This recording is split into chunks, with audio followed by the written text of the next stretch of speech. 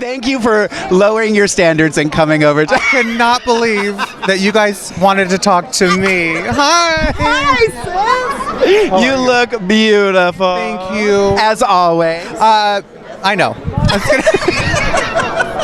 If you don't know, Lorayne and I have known each other for like a long time. And we're a lot younger than we look. Well, I am.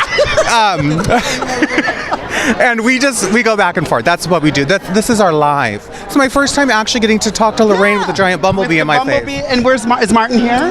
There's Martin. Martin, come over. You can be in there. You can stand with us too. This is Martin.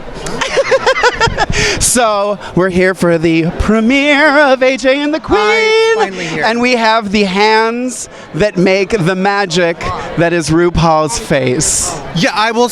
Okay, we'll go with that. I really say magic, but I'll say I do a little manipulation. Okay. That's what I do. Well, now tell us about the first day you had to go do Ru's makeup. How were you like stressed?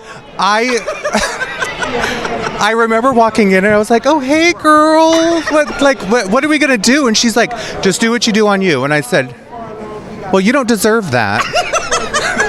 She said, "Well, just work it out." And I said, "Okay." So we made it through, and but it was not something I wanted to do, and she knows that. And I've talked to her many times and said, "Girl, I did not want to have to step into those shoes or into your dressing room. I don't want to see what goes on back there." Right.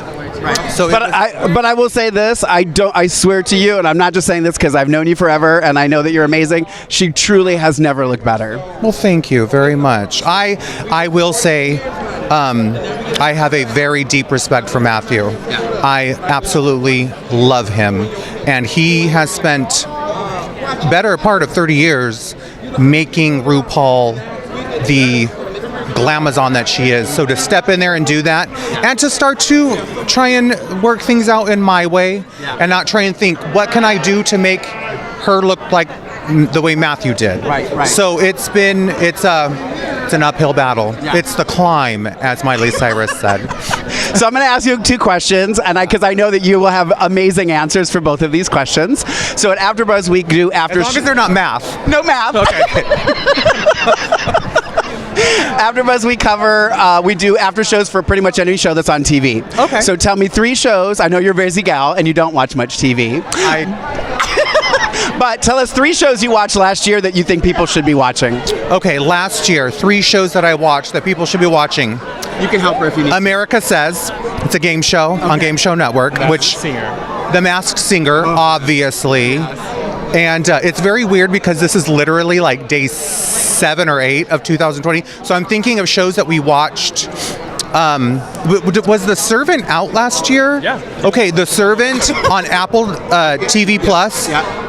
One of the most twisted, weird, frustratingly thrilling. It's so thrilling. We have no idea what's going on.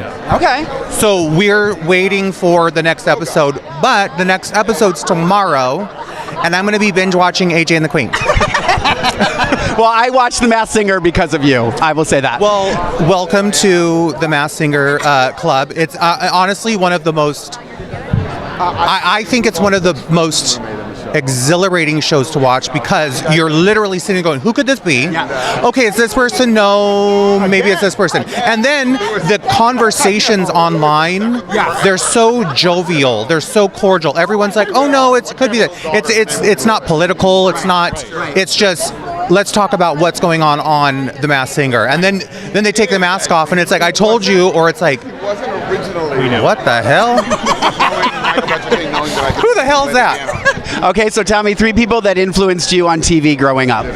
Oh my gosh. I just know these are going to be good. That's why I was like, I have to ask Raven. 3 people that influenced me on TV while I was growing up. Okay, first of all, Joyce DeWitt. I knew She would have the best answers. I love her, and Three's Company is one of my favorite shows, and I loved her. Janet for Three's Company, for those of you too young to know. The brunette, the one no one liked. Right. Suzanne Summers, great, but Joyce DeWitt, loved her. I loved how dry she was, and I loved how it was. I always loved her shag haircut, whether it was like a little bit of curl or just straight down. So Joyce DeWitt. I'm also going to say Tiffany Amber Thiessen, Saved by the Bell. I was still very young when that was out. And I absolutely loved it, and I thought everyone wants to be Kelly Kapowski.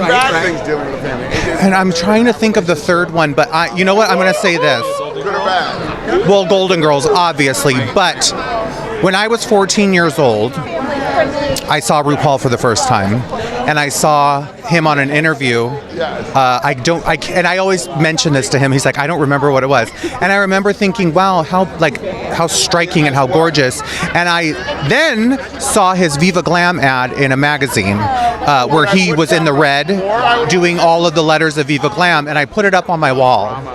And my stepmom at the time, she came in and she didn't like it because she knew it was a gay man, it was drag queen, she was born again, it was evil. And so I remember her telling me to take that off. And I remember every night when they would go to sleep, I would go to and watch VH1, and I'd watch RuPaul's talk show, and I would go, wow. And so to be on this side working with Ru is honestly, I would have never guessed in a million years. So I would say Joyce DeWitt,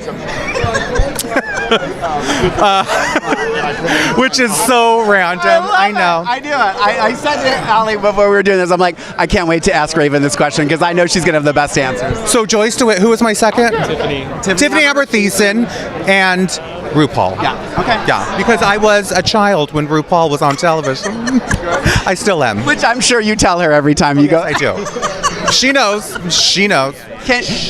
What? Is there any deep, dark secret you want to share with everybody about Miss RuPaul that maybe they don't know?